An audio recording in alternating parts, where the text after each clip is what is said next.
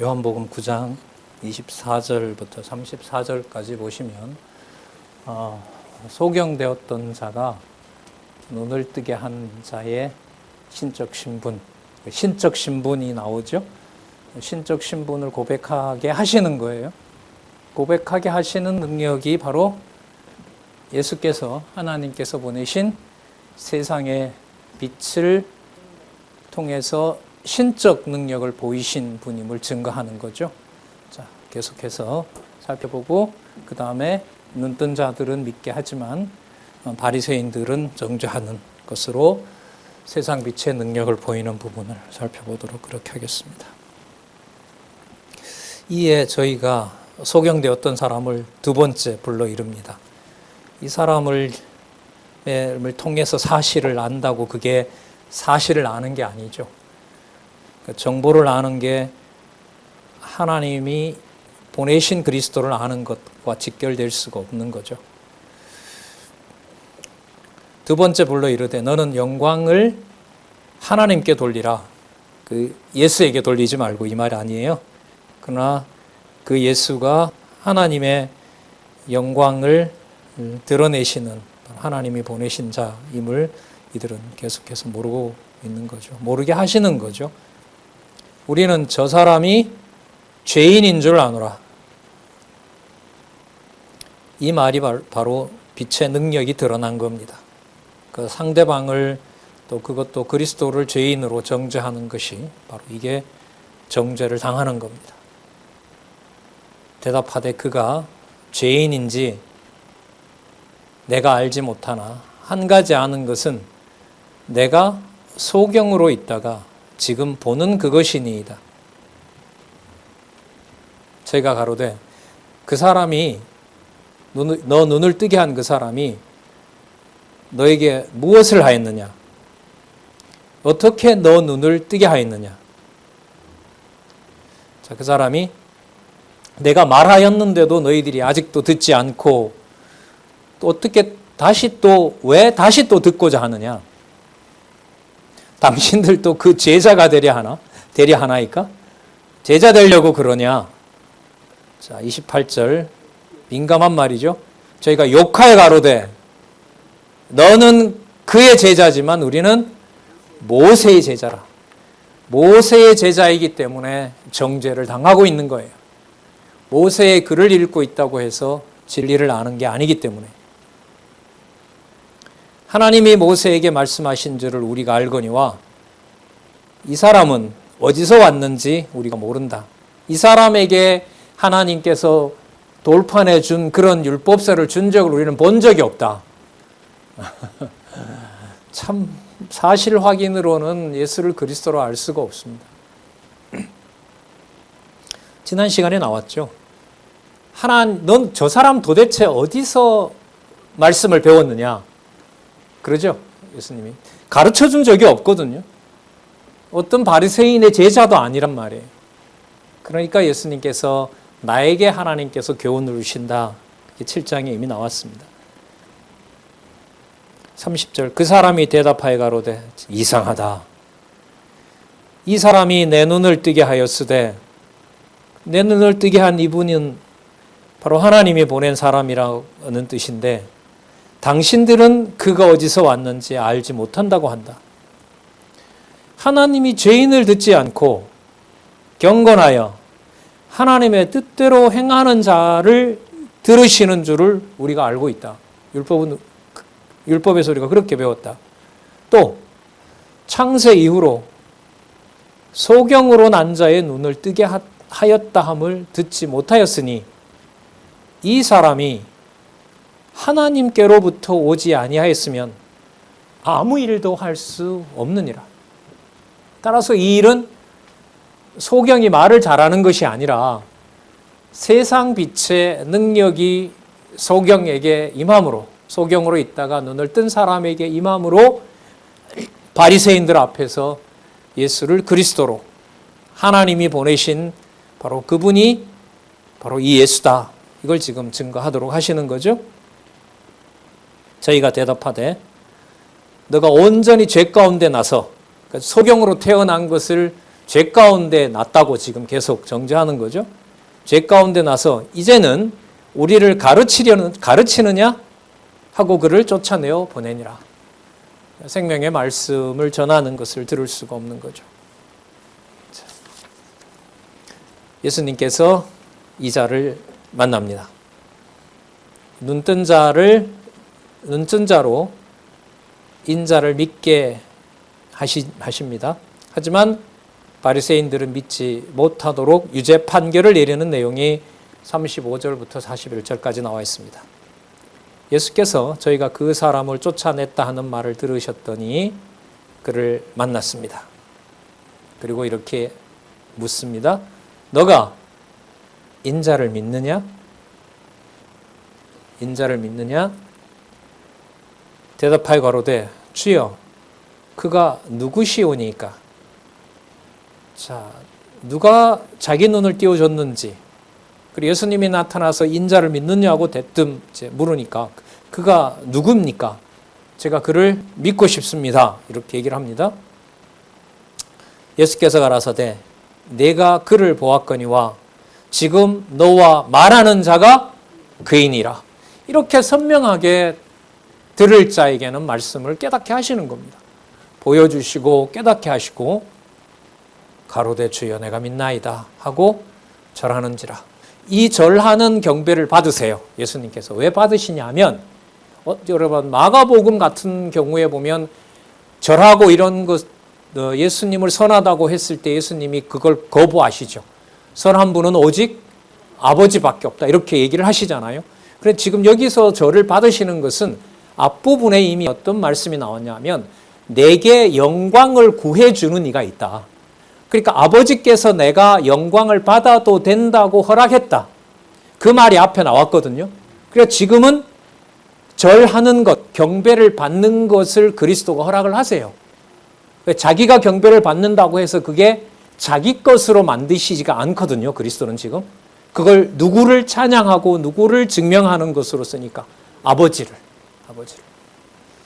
그러니까 이게 사람 앞에 경배하는 건지 진리 앞에 순종하는 건지 지혜를 주지 않으면 잘 몰라요, 우리가. 그러니까 이게 말씀밖에 없어요. 사람에게 경배하는지 저게 사람에게 경배하는 것이 아니라 하나님을 진정으로 따르는 희생과 봉사인지 그걸 우리가 판가름할 수 없어요. 각자 주신 은사가 있기 때문에. 그래서 지금 이 말씀대로 기록한 말씀을 우리가 따라가고 싶은 것뿐이에요. 누구에게나. 그렇게 전하고 싶은 것뿐이죠. 예수께서 가라사대 여기 답이 나와요. 내가 심판하러 이 세상에 왔으니 보지 못하는 자들은 보게 하고, 자, 아까 가늠한 여인부터 시작해서요. 그리고 보는 자들은, 자기가 자칭 진리를 본다고 하는 자들은 소경으로 만들어버리는 거예요. 이게 세상 빛의 능력이에요. 그걸 기록해 놓았기 때문에 이 말씀을 따라가도록 하면서 따라가지 못하게 하는 자들을 소경 만들고 따라가는 자들을 하나님의 진리의 말씀을 깨닫고 예수를 그리스도로 또 그분이 장차 오실 심판주로, 아까 심판하러 세상에 오셨다고 했으니까요. 그렇게 믿음을 주시는 겁니다. 바리새인 중에 예수께 왔던 이들이 이 말씀을 듣고 가로되 그럼 우리가 소경이냐? 눈 뜨고 있는데 모세 율법을 맨날 이렇게 보고 있는데 우리가 소경이야? 예수께서 가라사대 너희가 소경 되었다면 죄가 없으려니와 차라리 안 본다고 하는 게 낫다. 못 본다고 하는 게. 본다고 하면서도 깨닫지 못하니까 오히려 그게 너희들을 죄인으로 만들어버린다. 참 무섭고 엄격하네요. 그죠? 말씀을 보는 것이 깨달음으로 인도하지 않으면 그게 무엇을 더하는 일이 되냐 하면 죄를 더하는 일이 된다는 거예요. 좋은 말씀, 글쎄요, 어떤 의미에서 좋은 말씀인지는 우리가 오늘 답을 많이 얻는데 하나님 살아계신 것, 살아계심을 증명하는 것, 그리스도의 말씀이 심판하는 능력을 가지고 있다는 것을 깨닫는 것, 이게 바로 말씀이 생명의 말씀이 생명을 주관한다는 의미로 우리가 생각을 또 한번 해보게 됩니다. 자, 우리 10장으로 갈 텐데요. 그러면 예수께서는 지금 여기 있는 대로 소경되었던 보지 못하는 자들을, 영적으로 보지 못하는 자들, 예수를 그리스도로 믿어야 되는데 아직 그걸 모르는 자들은 보게 하시고, 본다고 자칭하고 자기 것으로 말하는 사단의 자식들은 더 보지 못하게 하시는, 바로 그 일을 다 완성을 하시고, 자, 10장과 11장에 가면, 자, 논리적으로 너무 강하게 연결이 됩니다. 따라서 이분은 누가 되신다? 생명의 주인이 되신다. 자, 생명의 주인 되시는 것을 이제 주로 말씀으로 10장과 11장 37절까지 말씀하시고요. 생명의 주임을 진짜 어느 누구도 할 수 없는 표적으로 보여주는 것이 11장 38절에서부터 57절 나와 있는 죽은 나사로를 살리는 사건입니다. 결정적인 거죠. 이 땅에 오신 이 인자가 바로 죽음의 권세를 주관하고 생명을 주시는 생명의 능력을 가지고 계신 분이다. 따라서 이분이 바로 생명의 주인이다. 제목 진짜 너무 잘 달려 있죠? 성경을 하나님의 말씀으로 안내하는 데에서. 그래서 우리가 결혼의 중요성을 강조하는 겁니다. 자, 보겠습니다. 생명의 주인에 의한 성취. 먼저 양의 목자라고 소개를 하고요. 자, 양의 목자는 선한 목자인데 바로 생명을 얻게 하는 문임을 얘기합니다. 돈 받고 고용된 싹구는, 싹을 받고 일하는 자들은, 그러니까 바리새인들인 거죠. 성전세를 먹으며 성전세를 거두어서 그것으로 하나님의 이름으로, 여호와의 이름으로 자기 일을 성실하게 하는 것이 아니라 자기의 욕심을 채우려는 자들은 로마군이나 악의 세력들이 올 때 그들은 전부 달아나지만 나는 그 양을 위하여 목숨을 버린다. 그 버릴 뿐만 아니라 그 목숨을 내가 그 영원한 생명으로 보장해 준다. 그게 나중에 나사로를 살리는 사건으로 이렇게 쭉 연결이 됩니다. 자, 10장 1절에서부터 10절, 먼저 1절 볼까요? 또 나오죠? 내가 진실로 진실로 너희에게 이르노니. 계속 강조가 됩니다. 양의 우리의 비유입니다. 문으로 들어가지 아니하고 다른 데로 넘어가는 자는 절도요 강도다. 그 사단의 자식이고 저렇게 모세의 법을 운운하는 저들이 절도고 강도라는 겁니다. 양의 문으로 들어가는 이가 양의 목자라. 자, 문지기가 그를 위하여 문을 열고 양은 그 음성을 듣고 자기 양의 이름을 각각 불러서 인도하여 낸다. 그리고 자기 양을 다 내어놓은 후에 앞서가면 양들이 그 음성을 듣고 따라오게 된다. 그러면 본인의 말씀을 들을 자, 아까 눈뜨게 했던 사람, 소경된 자 있잖아요.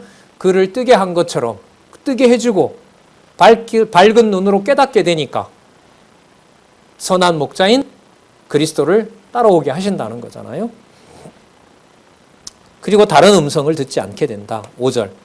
타인의 음성은 알지 못하는 고로 타인을 따르지 아니하고 모르는 사람은 따르지 않고 도리어 도망하느니라. 예수께서 이 비유로 저희에게 말씀하셨으나 저희는 그 하시는 말씀이 무엇인지 알지 못하니라. 예수께서 다시 이르시되 내가 진실로 진실로 너희에게 말하노니, 이보다 더 강조할 수는 없겠죠. 나는 양의 문이라. 나한테로 오라 말이잖아요. 나보다 먼저 온 자는 다 절도요 강도니. 그러니까 모세의 법을 통해서 자칭 아버지의 말씀을 자기가 안다고 했던 그 자들은 전부 절도요 강도라는 거예요. 자, 이건 이제 그 상황에서 이 유대인들과 이 바리새인들을 두고 얘기를 하는 거죠. 듣지 않는 자들, 양들이 듣지 아니하였느니라. 내가 문이니. 자, 목자이기도 하고 문이기도 합니다. 누구든지 나로 말미암아 들어가면 구원을 얻고 또는 들어가며 나오며 꼴을 먹으리라. 생명의 양식을 먹게 되는 겁니다. 그런데 도적이 오는 것은 아까 그들이 강도요 절도자라 그랬죠. 도적이라고 그랬잖아요. 도적은 왜 오느냐? 도적질하고 죽이고 멸망시키려는 것뿐이요. 아까 사단을 뭐라고 규정을 했냐 하면 처음부터 살인한 자라고 했잖아요. 그러니까 빼앗고 죽이고 이용하고 그런 자들이라는 겁니다. 말로는 하나님의 말씀이라고 하지만은 내가 온 것은 양으로 생명을 얻게 하고 더 풍성히 얻게 하려는 것이다. 자, 그러면 양을 위해서 생명을 얻게 하는 정도가 어느 정도냐? 양을 위해서 생명을 내어 놓는 자다. 생명을 내어 놓는 자다. 그러면 결국 아까 생명의 떡이다. 아까 진흙을 이겨서 눈을 뜨게 한 것이다. 물을 포도주로 만든 사건이다. 오병이어 사건이다. 이 모든 표적들이 장차 직접 자신이 죽어서 무슨 양식이 되게 할, 생명의 양식이 되게 할 사건으로 완성되는 거죠.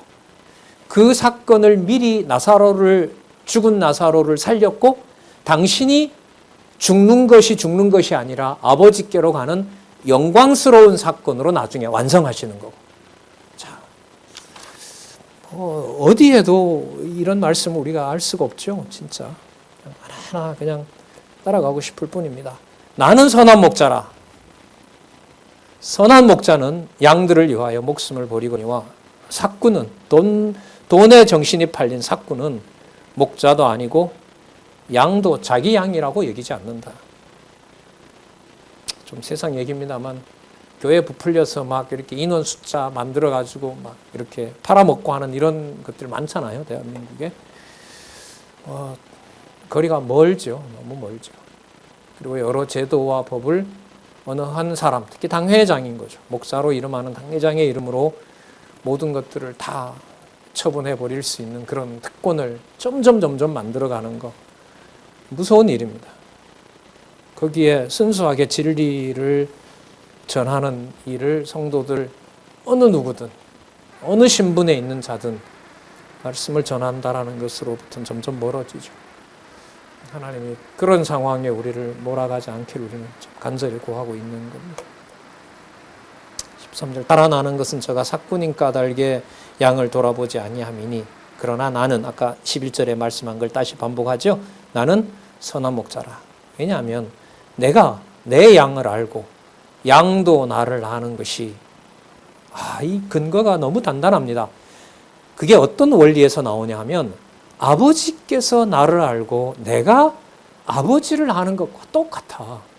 그러면 여러분 그리스도가 보내신 성령께서 말씀을 듣게 할 자를 듣게 하는 것과 예수께서 아버지를 아는 것과 또 아버지가 예수님을 아는 것과 말씀을 전해주는 자가 성령의 능력으로 다른 사람에게 말씀을 전해주는 것이나 아버지가 아들을 알고 아들이 아버지를 알고 아들이 양을 위해서 목숨을 버리는 것과 말씀을 친절하게 들을 자에게 전하는 성령의 행위와 성령의 사역과 이게 구분이 될까요? 안 될까요? 또 말씀드립니다. 이게 교회예요. 이게 교회입니다.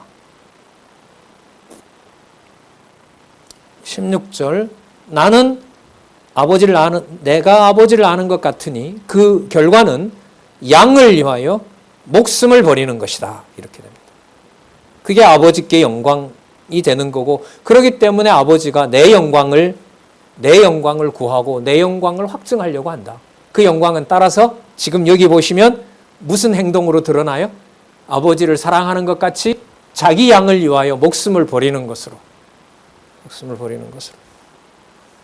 이 비밀이 크고 사람이 이 짐은 감당할 수가 없어요. 일이 일어난다면 지상에 가지고 있는 육신의 목숨을 준 가장 중요한 의미에 바짝 다가가도록 하는 놀라운 사역이겠죠. 과거 교회사의 순교한 믿음의 선진들의 사건들을 우리가 떠올려 보면 이렇게 진리를 지키게 했구나라는 걸 우리가 또 알 수 있습니다. 이 우리에 들지 아니한 다른 양들이 이방인이죠. 내게 있어 내가 인도하여야 할 터이니 저희도 내 음성을 듣고, 예수님 가셨는데 어떻게 음성을 들어요? 그러니까 보혜사 성령을 보내시는 거죠. 나를 사랑하시는 것은 내가 목숨을 얻기 위하여 목숨을 버림이라. 이 구문을 줄여볼까요? 아버지가 나를 사랑하는 것이 내가 목숨을 버리는 거라는 거예요. 왜냐하면 아버지가 내 속에 있어서 내가 내 양을 보호하도록 하는 것이 아버지가 기뻐하는 일이니까. 사랑하는 것이 뭐 하는 것이다? 목숨을 버리는 것이다. 그건 아버지 안에 있기 때문에 가능한 겁니다. 여러분, 이게 무엇에 근거가 되냐 하면 아까 자주 말씀드리는 구절하고 관계가 됩니다. 자기 몸을 불사름에 내어주더라도 뭐가 없으면, 사랑이 없으면 아무것도 아니다. 그러면 그 안에 사랑이 있다면은 과부의 엽전, 동전, 구리 동전과 물 한 그릇 대접하는 그것이 그 안에 그리스도께서 자기 목숨을 버리는 성도의 사랑을 위한 것이라면 자기 몸을 불태워 자기 의를 이루는 것과 비교할 수 없는 하나님의 사랑 안에 있는 것이 되는 겁니다.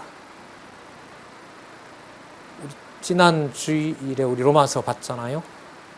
아버지를 사랑하는 것이 형제의 우애로 가고 형제의 우애는 말씀을 전하는 자의 뭐로? 존경으로. 그래서 모든 그리스도가 동원된 사랑이 전부 완성된다는 게 그리스도의 산제사라고 우리 배웠잖아요. 확인했잖아요. 이걸 이미 그리스도는 여기서 약속하고 계신 거죠. 나를 사랑하는 것이, 아버지가 나를 사랑하는 것이 영원한 생명을 얻기 위하여 목숨을 뭐 하는 것으로? 버리는 것으로 완성된다는 겁니다. 자, 그러면서 18절, 이것을 내게서 빼앗아 가는 게 아니다. 이른바 수동적으로 내가 당하는 것이 아니다. 이를 내게서 빼앗는 자가 있는 것이 아니다. 못 뺏는다. 내가 스스로 버리노라. 왜냐하면 나는 버릴 권세도 있고 다시 얻을 권세. 그러니까 부활을 아버지의 능력으로 당신이 이루는 거예요. 여기서는 부활을 하나님 시켜줬다 이런 말이 아니에요. 이게 바로 신성을 강조하는 말씀이잖아요. 나는 버릴 권세도 있고 다시 얻을 권세도 있으니 이 계명은, 너 그런 말 어디서 받았느냐 또 물을 거 아니에요? 내 아버지께 받았노라. 아버지께 듣고 아버지가 보여준 거 보고 아버지께서 깨닫게 하신 거 깨닫고 일러주신 거 명령하시는 거 그대로 따르고 아버지에게서 받았느니라 하시니라. 이 말씀을 인하여 유대인 중에 다시 분쟁이 일어나니 진짜 죽고 싶을 것 같아요.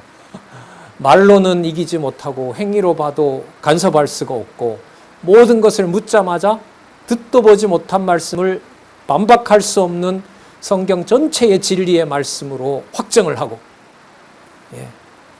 그러면 성경 전체가 보인다는, 또 성경 전체를 하나님 계시로 확정했다는 성경 신학의 대역사가 얼마나 큰 교회사적인 사건인 줄 아시겠죠? 얘가 다른 데도 있을 수 있잖아요. 찾아보세요. 저는 아직 못 찾았어요. 그리고 제가 아는 정보로는 없습니다.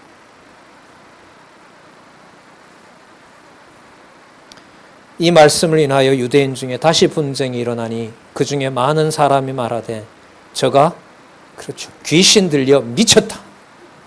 미쳤거늘 어찌하여 그 말을 듣느냐. 진짜 생명의 능력을 보여주고 주임을 심판해버리시는 거죠. 혹은 말하되 이 말은 귀신 들린 자의 말이 아니라, 왜? 귀신이 소경 눈 뜨게 하냐? 수습이 안 되는 거죠. 수습이 안 돼요. 정리가 안 됩니다.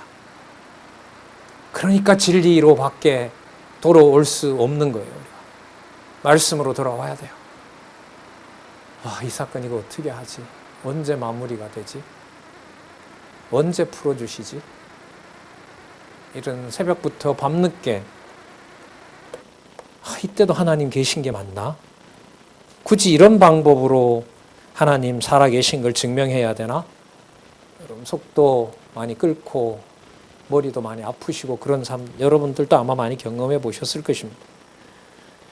너무나 고마운 것은 그 시간이 조금 지나가면 다시 여러분 말씀으로 돌아오게 하신다는 것. 돌아와도 우리 행위가 아니라 전부 언약한 말씀으로 영원한 생명을 보장해 주는 말씀으로 몇 절만 읽어 나가면 확인이 되도록 성경 신학이 여러분들과 저 옆에 놓여 있잖아요. 예. 말씀의 권위를 따라가게 하잖아요. 이런 황금 시대는 없었죠. 앞으로도 오래오래 있으면 좋겠습니다만은 우리가 반하는 것하고는 또 다 되는 건 아니니까. 자, 계속해서 볼까요? 그래서 아들은 아버지께서 보장한다라는 말씀을 못을 콱 박아버리세요. 보겠습니다. 10장 22절에서부터 29절. 내 양이 아니라 믿지 않는다며 나는 내 양에게만 영생을 준다. 예수께서 수전절이 이르니 때는 겨울이라 그 주석에 설명하고 있죠. 예수님 오시기 165년 전에 안티오코스 에피파네스라는 아주 무섭고 잔인하고 더러운 헬라의 왕을 마카비 가문이, 레위 지파에 소속한 마카비 가문이 독립전쟁을 해서 더러운 성전을 깨끗하게 수복하고 그 날을 기념하기 위한 날, 하누카라고 그러죠. 그게 여러분 수전절입니다. 이 수전절을 유대인들은 기념으로 지키는데 예수님께서 이 수전절은 크리스마스 날하고 똑같아요. 그날 예수님 태어난 것을 확정할 수는 없습니다. 어쨌든 전 세계가 이제까지 지켜오고 있는 성탄절에 유대인들은 이걸 하누카 수전절로 지킵니다. 빛의 날이라고 해서요. 거기 보면 28일간 지킨다고 나오는데, 자, 여기서 중요한 것은요, 이 수전절은 유대인들의 행사로 보면 1년의 마지막 행사입니다. 어떤 성격이 있냐면 신학적으로 보통 그렇게들 다 동의합니다. 종말론을 말하는 겁니다. 그러니까 최종적으로 언약하신 내용들을 모두 이루는 사건과 관련된 것이 수전절이라는 겁니다. 자, 그러면 이 수전절의 분위기를 예수님께서는 이제 압도해 가시는데 어떻게 압도해 가시냐 하면 이 기록한 말씀을 우리가 따라가 보도록 하겠습니다. 23절. 예수께서 성전 안 솔로몬 행각에 다니시니 유대인들이 에워싸고 당신이 언제까지 우리를 유혹하느냐, 우리를 이렇게 의심스럽게 만들어 놓고 우리를 이렇게 분쟁을 만드느냐, 그리스도여든 밝히 말하라. 자, 아무리 말한다 한들 아비가 사단인데 알 리가 없죠. 그래도 예수께서는 들을 자에게 다시 또 증가하시는 겁니다. 예수께서 대답하시되 내가 너희에게 말하였으되 믿지 아니하는도다. 왜 믿지 않느냐? 내가 너희들처럼 사단에게 속했다면 너희들이 아마 내 말을 따라왔을 것이다. 그런데 내 말을 듣지 않는 것은 내가 너희들의 아비인 사단이 아니라 아버지에게 속했기 때문에 그렇다. 따라서 나는 아버지가 보낸 아들이다. 참 논리가 선명합니다. 내가 내 아버지의 이름으로 행하는 일들이 나를 증거하는 것이오늘 내 아버지의 이름으로 행했으니까 아버지 일을 한 거라는 거잖아요. 아버지 일을 한 거니까 너희들이 믿지 않는다. 왜? 너희들의 아버지는 내 아버지와 다르니까. 너희가 내 양이 아니므로 믿지 아니하는도다. 왜냐하면 내 양은 내 음성을 듣고 나도 저희를 알고 저희는 나를 따르게 되어 있다. 그럼 너희들은 아니지 않느냐? 왜? 너희들의 아비는 마귀니까. 내가 저희에게 영생을 주노니 아까 경배를 받으신 것처럼 아버지가 주신 영생을 주시는 주체로서 당신이 생명의 주임을 알게 합니다. 당신이 생명의 주라고 해서 아버지의 신분을 능가하지 않습니다. 왜? 아버지가 그 증인이 되시고 아버지가 그리스도의 영광을 보증하기 때문에 이런 말씀이 마태, 마가, 누가에서는 나오지 않습니다. 그러면 이 무게는 요한복음의 무게는 온전히 어디에 꽉 붙잡아 놓고 말씀하시는 걸까요? 하늘에. 창세전 아버지와 아들이 분리되지도 않고 혼합되지도 않는 바로 영원한 하나님의 신성 속에서 증거되는 말씀입니다. 내가 저희에게 영생을 주노니 영원히 멸망치 아니할 터이요 죽어도 죽지 않게 하신다는 거죠. 또 저희를 내 손에서 빼앗을 자가 없느니라. 어느 누구도 영생을 받을 자는 그리스도의 손에서 빼앗아갈 수가 없습니다. 그래서 승리가 보장되는 거죠. 왜냐하면 29절 저희를 주신 내 아버지는 만유보다 크시고 크심으로 아무도 아버지 손에서 빼앗을 수 없기 때문이다. 만유의 창조주가 아버지신데 어떻게 만유의 창조주인 권한을 나에게 줬는데 나에 속한 자가 멸망을 받겠느냐? 절대로 그럴 수가 없다. 여러분 로마서 8장 31절 기억나시죠? 누가 그리스도의 사랑에서 하나님의 사랑에서 끊으리요? 죽음이나 생명이나 천사나 미래나 장래일이나 어떤 것도 끊을 수가 없느니라. 그 말씀을 이미 이루신 거죠. 그러므로 하나님의 아들로서 당신은 본성이 신성이다. 10장 30절에서부터 39절 돌로 치려는 자들에게 성경으로 하나님의 아들을 알려줍니다. 이 성경 해석이 진짜 놀랍습니다. 구약을 보는 눈이 여기서 팡팡 열리는, 확 열리는 것 같아요. 그래서 이 성경 신학 원로이시죠. 또 저자이시기도 한 분이 이렇게 논리적인 통일성을, 일관성을 확보하면서 성경 전체가 여호와 계시로 보였나? 이런 생각을 하게 돼요. 30절 나와 아버지는 하나다. 하나다. 부정어로 써서 말하면 분리되지도 않고 섞여 있지도 않고 영원한 영존하시는 하나님, 본성이 신성이신 아들, 그 본성이 신성이심을 아들에게 모두 다 몰아주신 분. 자, 나와 아버지는 하나이시니라 한데 유대인들이 다시 돌을 들어 치려 하거늘 예수께서 대답하시되 내가 아버지께로 말미암아 여러 가지 선한 일을 너희에게 보였는데 그 중에 어떤 일로 나를 돌로 치려 하느냐? 유대인들이 대답하되 선한 일을 인하여 너를 돌로 치려는 것이 아니라 아버지를 하나님을 중상하고 모략하기 때문에 참남한 입 때문에 그렇다.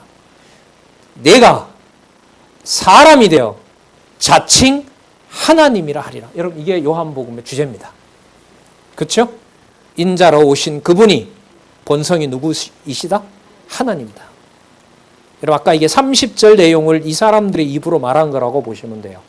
나와 아버지는 하나다라고 했잖아요. 자, 이걸 이들은 믿어지지 않는 상황에서 사람이 되어 자칭 하나님이라 하는 말로 이들은 믿지 못하고 정죄를 받는 거죠. 그러나 말은 사람인 인자가 곧 누구이시다? 하나님이신 사건이 바로 요한복음의 기록입니다. 예수께서 가라사대 예수님이 성경을 들어요. 너희 율법에 출애굽기 4장 16절 7장 1절에 기록한 바 너희 율법에 기록한 바 하나님께서 여호와께서 너희를 신이라 하였노라 하지 아니하였느냐. 인간으로 왔는데 신이라는 하나님이라는 칭호를 받을 수가 있다. 그게 성경에 나와 있다. 35절 성경은 폐하지 못하나니 하나님의 말씀을 받은 사람들을 무엇이라 그런다? 신이라 한다. 나뿐만 아니라 내 안에 거하는 자들이 신이다. 그래서 사람이 어떤 칭호를 받게 된다? 신들이다라는 칭호를 받게 되는 일이 이 땅에 일어난다. 여러분 성령께서 내주하시고 고린도전서에 보면 성령이 내주하는 우리를 하나님의 성전이라고 칭하잖아요. 왜? 하나님의 성전에는 누구 이름이 있는 거죠? 하나님의 이름이 있는 거죠. 예수님의 이 해석, 내가 너희를 하나님의 말씀을 받는 이들을 신이라 하였거든. 그렇다고 여러분 신이 되는 게 아닙니다.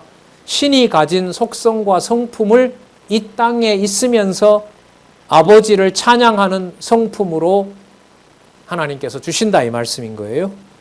그게 거룩한 거고요. 그게 교회죠. 36절 하물며 아버지께서 거룩하게 하사, 순서를 보세요. 아버지께서 거룩하게 하사 신으로 만들어서 신성을 부여해서 세상에 보내신 자가 나는 하나님의 아들이라 하는 것이 어찌 참남한 말이냐. 참 논리적이시죠. 로고스가 로직, 논리의 어원이거든요. 헬라어로.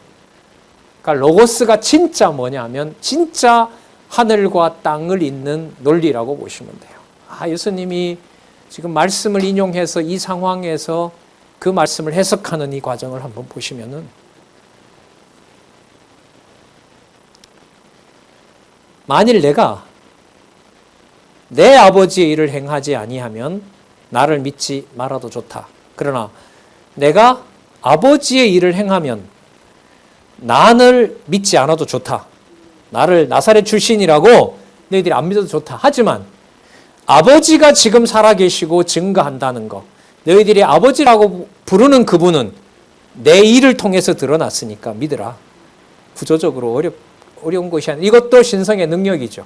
왜냐하면 보여준다고 해서 다 믿어요, 못 믿어요? 못 믿잖아요. 그러니까 보여주기도 하고 믿게도 해주셔야 되는 거죠. 그러면 너희가, 자, 여기 이 말씀 잘 보세요. 아버지께서 내 안에 계시고, 아버지가 누구 안에? 아들 안에, 인자 안에 계시고, 내가 아버지 안에 있음을 깨달아 알리라. 내가 아들이 아버지 안에 있다는 것은 조금 이해가 되는 듯한데요. 아버지가 내 안에 있다라는 이 그림을 그리면 이건 받아낼 수가 없는 거예요. 이건 그분이 하나님이시다라는 이 말씀이 믿어져야 가능한 거죠. 그러면 이런 그림이잖아요. 내 안에 누가 있고 아버지가 있고 또 아버지 안에 내가 있고 그게 둘 다 똑같아요. 아버지가 내 안에 있는 것 같이 내가 내 안에 아버지가 있고 아버지 안에 내가 있고 좀 미리 말씀드릴까요? 17장에 가면 그 안에 너희들이 있다는 거잖아요. 그 안에. 아버지께서 내 안에 계시고 내가 아버지 안에 있음을 깨달아 알리라 한데 이게 어떻게 믿어질까요? 도저히 믿을 수가 없죠.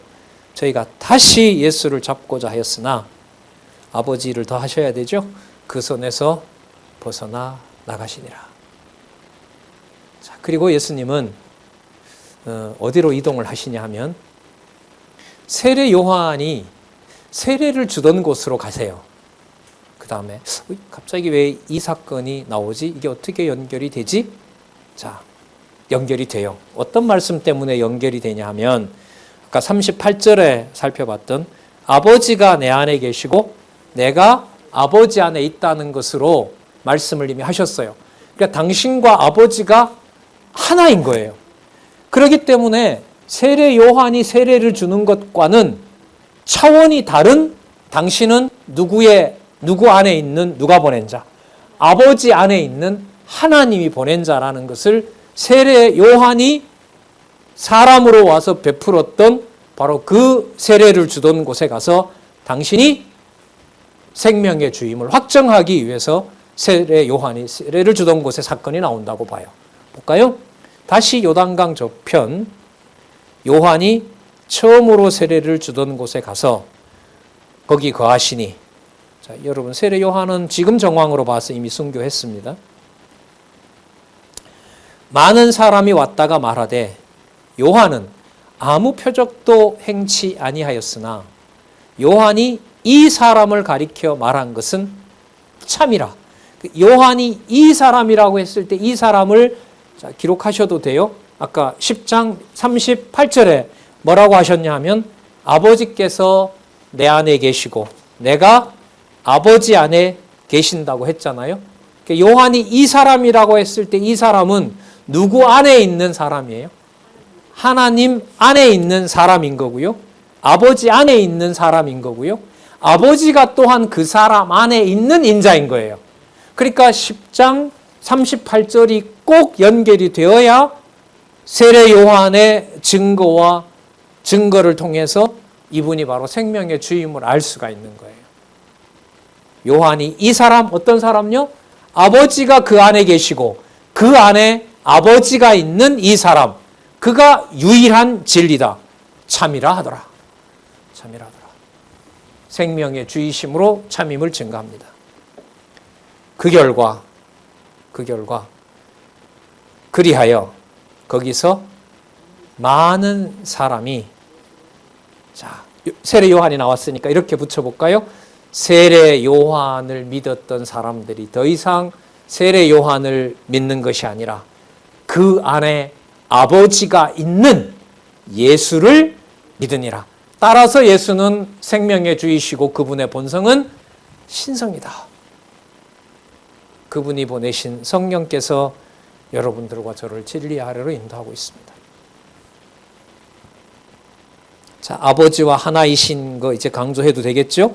아버지가 하나이신 바로 바로 하나님의 신이신 아들이기 때문에 바로 아버지와 아들이 하나라는 것을 11장 1절에서부터 37절까지 누구를 통해서? 누구의 죽음?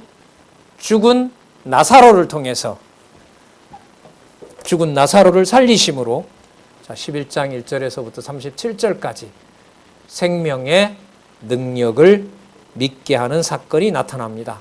이 사건으로 연결할 때 죽은 나사로 부활 사건은 여러분들 너무나 잘 아실 거예요.